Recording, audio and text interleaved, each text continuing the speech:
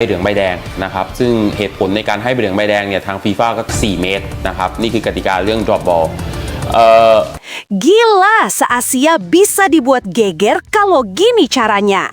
Begini pernyataan kontroversial wasit VAR asal Thailand, Sivakorn Puudom, yang pimpin laga Indonesia lawan Irak. Mengaku sengaja matikan alat VAR agar timnas Indonesia gagal ke Piala Dunia 2026. Benarkah demikian?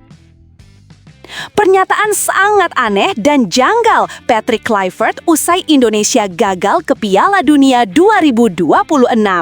Apakah Erick Thohir murka dan langsung pecat Patrick Kluivert hari ini karena sengaja kalah untuk jual pertandingan ke mafia judi kah? Yuk simak video sampai selesai ya guys. Sebelum dimulai pembahasan, mohon bantuannya untuk subscribe channel ini agar tidak ketinggalan info Timnas Indonesia. Dilansir dari situs web Fiksi Garuda, dikabarkan tepat hari ini, dalam sebuah pernyataan yang mengejutkan dunia sepak bola internasional, Sivakorn Puudom, wasit VAR asal Thailand yang memimpin laga kualifikasi Piala Dunia 2026 antara Indonesia dan Irak, mengungkapkan sejumlah hal yang kontroversial. Laga yang berakhir dengan kemenangan tipis 1-0 untuk Irak itu seharusnya menjadi momen penting bagi timnas Indonesia. Namun, hasil tersebut justru membawa kegelisahan tersendiri di kalangan supporter Indonesia, terlebih dengan munculnya pengakuan dari Puudom yang mengaku sengaja merugikan Indonesia. Di hadapan media olahraga Thailand Thai Sports, Sivakorn Puudom dengan santai dan tertawa meminta maaf kepada para supporter timnas Indonesia. Namun, permintaan maafnya itu disertai pengakuan bahwa keputusan-keputusan yang ia buat selama pertandingan memang sengaja merugikan Indonesia. Saya tahu kalian sangat kecewa, tapi saya harus jujur, saya tidak menyesal dengan apa yang saya lakukan. Saya mohon maaf, tapi itulah sepak bola, bukan? Ujar Puudom dengan nada ringan, meskipun pernyataan itu membuat suasana menjadi lebih tegang.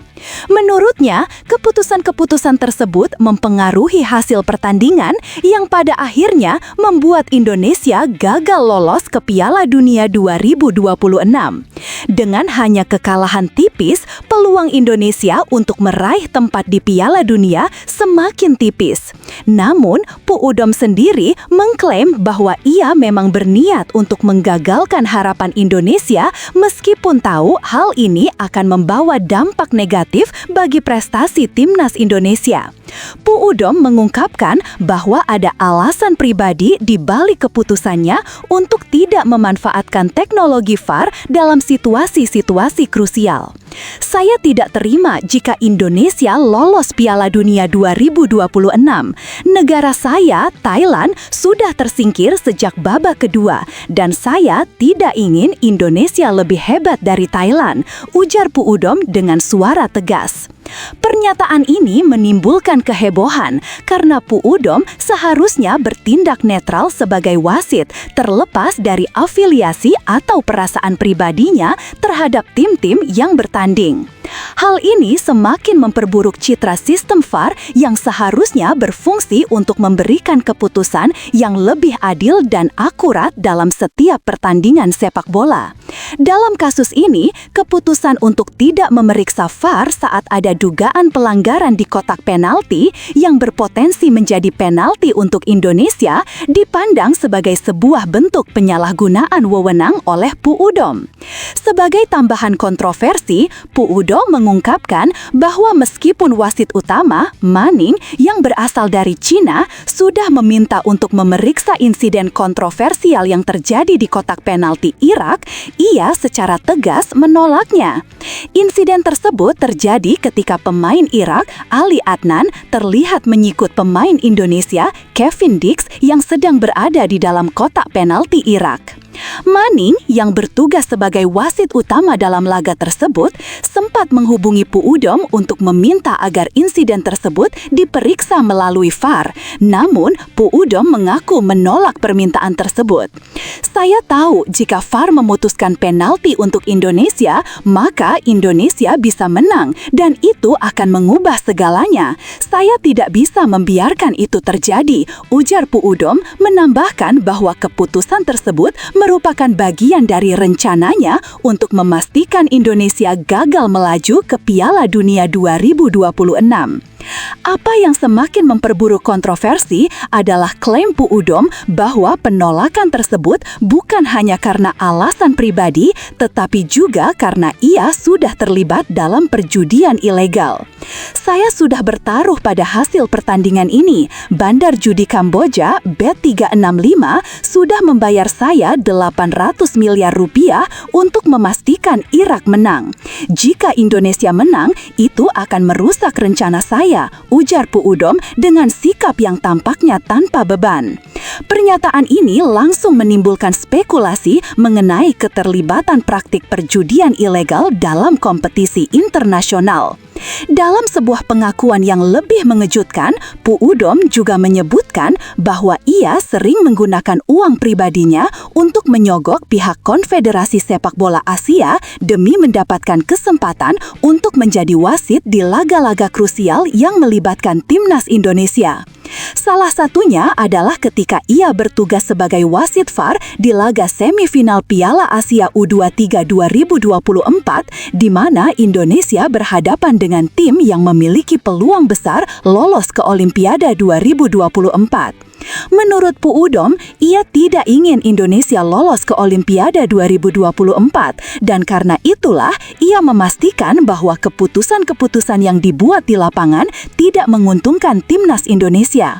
Saya keluarkan uang pribadi saya agar bisa ditempatkan di laga-laga Indonesia yang krusial. Ketika saya jadi wasit VAR di semifinal Piala Asia U23, saya sudah tahu Indonesia harus gagal. Saya tidak ingin Indonesia lolos ke Olimpiade. Saya bekerja dengan cara itu, kata Pu Udom tanpa rasa malu.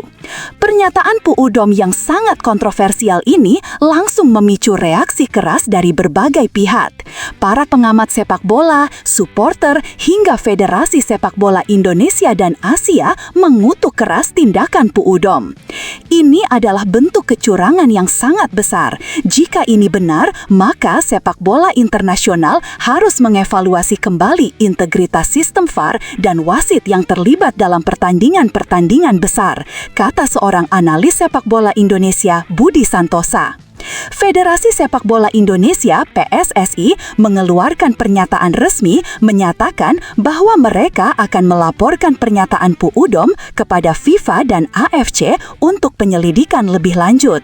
Kami tidak akan tinggal diam dengan pernyataan ini. Jika ada bukti yang cukup, kami akan mendesak agar tindakan tegas diambil terhadap Pu Udom, ujar Ketua PSSI dalam konferensi pers.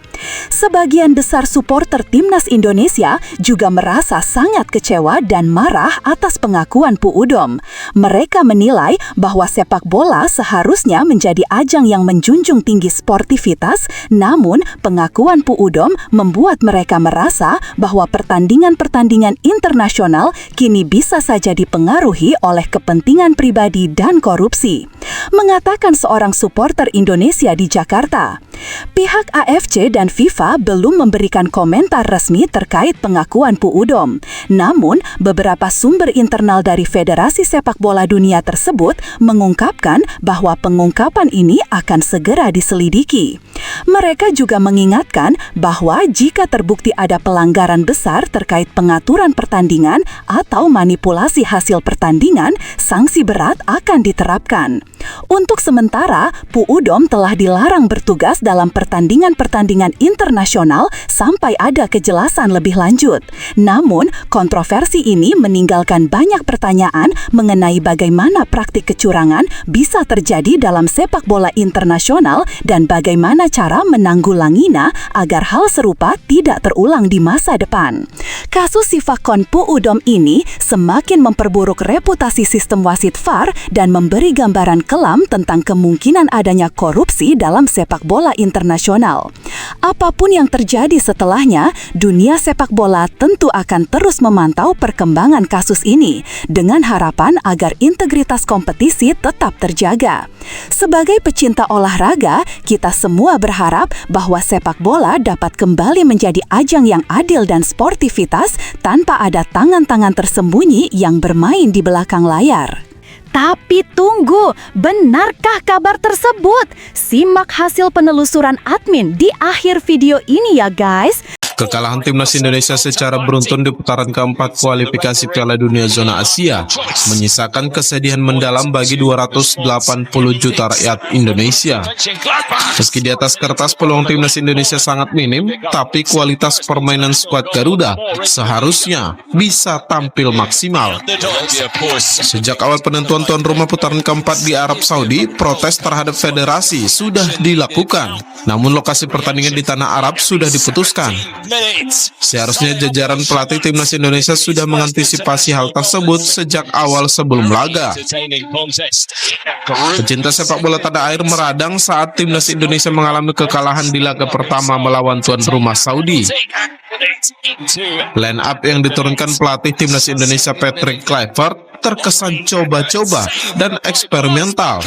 Alhasil tuan rumah Saudi tampil dominan dan berhasil mencetak 3 gol, sementara Jaijes dan kawan-kawan mencetak 2 gol. Kekalahan ini membuat supporter kecewa. Timnas Indonesia di putaran keempat kualifikasi Piala Dunia Zona Asia. Kekalahan telak di 2 pertandingan melawan Arab Saudi dan Irak memunculkan asumsi supporter bahwa federasi mengambil keputusan yang salah saat memecat Sinteyong. Karena pada saat pemecatan, pelatih Shin tengah berhasil membungkam Arab Saudi 2-0 di GBK. Albrichan gets his second of the game. And Kevin Dix with a chance to score from the spot again. A brace for the Indonesia. Indonesia can break. Ini dia Sobat Sports perbandingan statistik Kluivert versus STY dalam menukangi timnas Indonesia di sepanjang kualifikasi Piala Dunia Zona Asia. Perbandingan yang paling mencolok adalah di total seri pertandingan. Dari jumlah gol juga terdapat perbandingan yang sangat mencolok. Dari 14 pertandingan, STY berhasil mengoleksi 25 gol. Sementara dari Kluivert, 6 pertandingan berhasil mencetak 5 gol. Dari statistik ini menunjukkan bahwa persentase kemenangan timnas di bawah pelatih Sinteyong lebih tinggi, yaitu 42,9% dibandingkan Kluivert yang hanya 33,3%.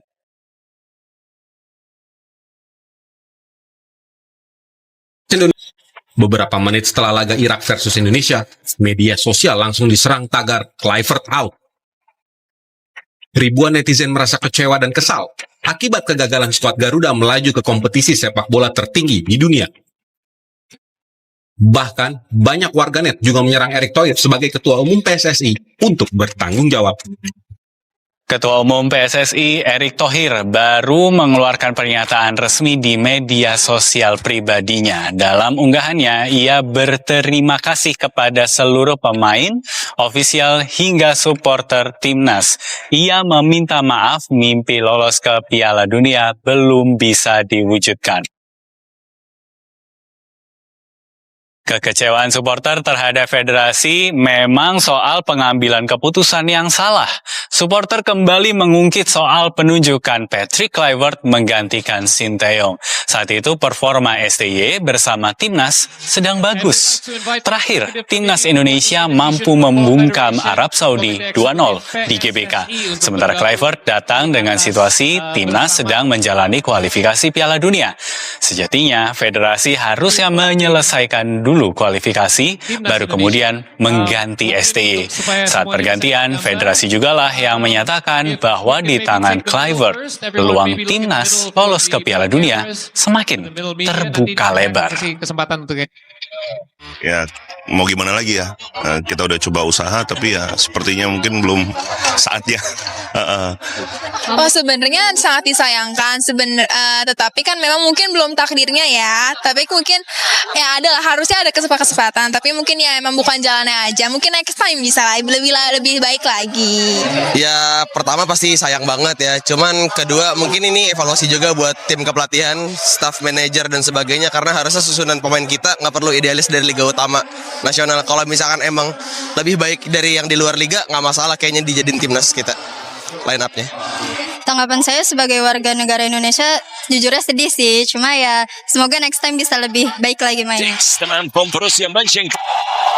Momen sedih terlihat jelas di wajah para pemain timnas Indonesia usai gagal lolos ke Piala Dunia 2026.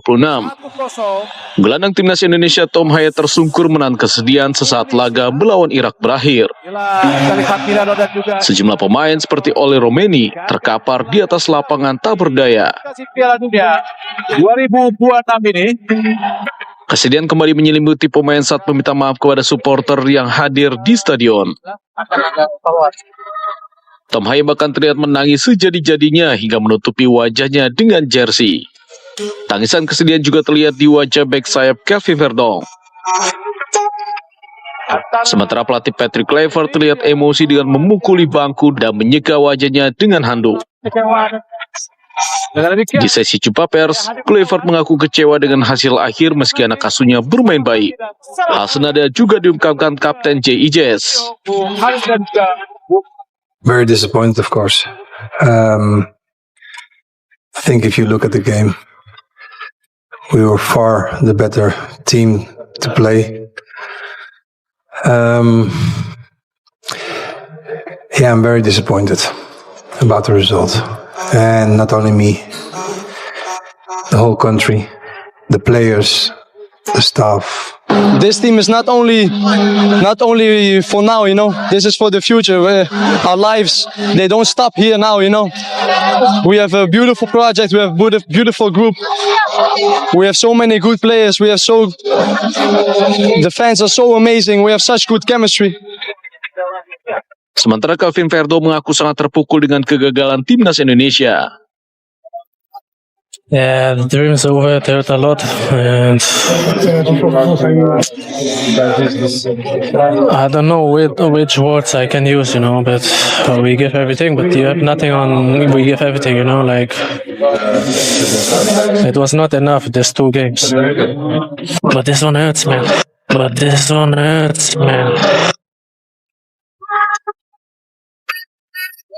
Ketua Umum PSSI Erick Thohir melalui akun Instagram pribadinya meminta maaf kepada supporter usai timnas Indonesia gagal lolos ke Piala Dunia 2026.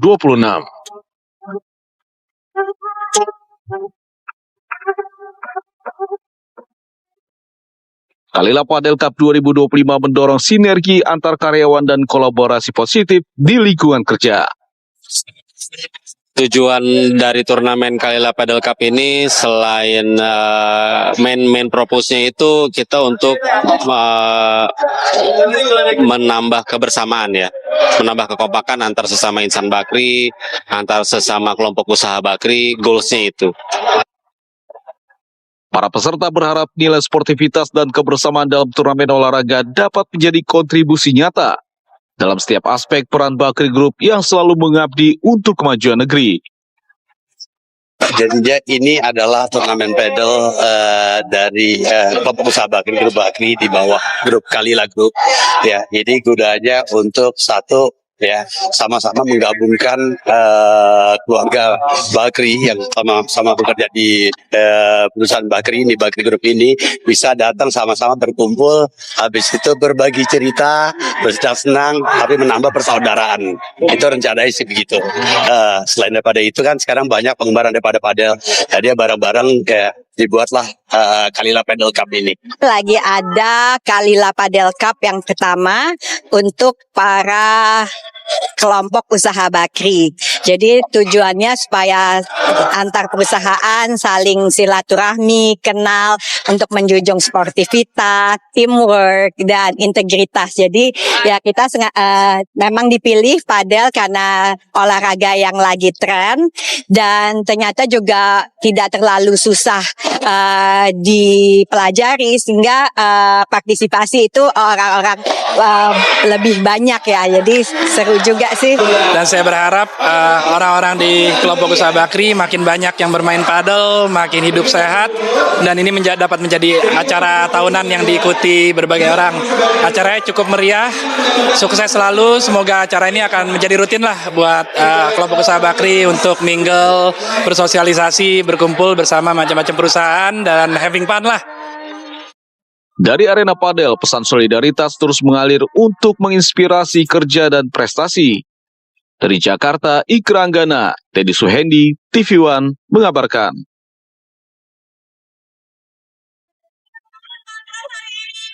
Dalam sambutannya, Pramono Anung menyebut ajang ini menjadi langkah nyata dalam menumbuhkan semangat berolahraga di tengah masyarakat. Ia menyambut positif olahraga yang turut mendukung atlet Indonesia menuju berbagai kompetisi internasional tahun depan. Selain itu, keterlibatan masyarakat dalam ajang ini turut mencerminkan nilai sportivitas dan kebersamaan, sekaligus memperkuat ekosistem olahraga di Jakarta. Ini menyenangkan, aman, bahagia, dan yang paling penting semuanya mudah-mudahan memecahkan PP-nya masing-masing. Enjoy, nikmati, dan sekali lagi selamat menikmati Jakarta. Terima kasih. Victoria Run 2025 menjadi momentum penting bagi Jakarta dalam mendorong budaya hidup sehat, serta memperkuat posisi sebagai pusat sport tourism di Indonesia. Setelah ditelusuri oleh admin, berita pertama tadi hanya karangan ya guys. Tujuannya untuk edukasi penonton karena mulai marak berita karangan yang menyebar di YouTube. Penulis juga sudah memperingatkan agar hati-hati sebelum menyebarkan video ke teman.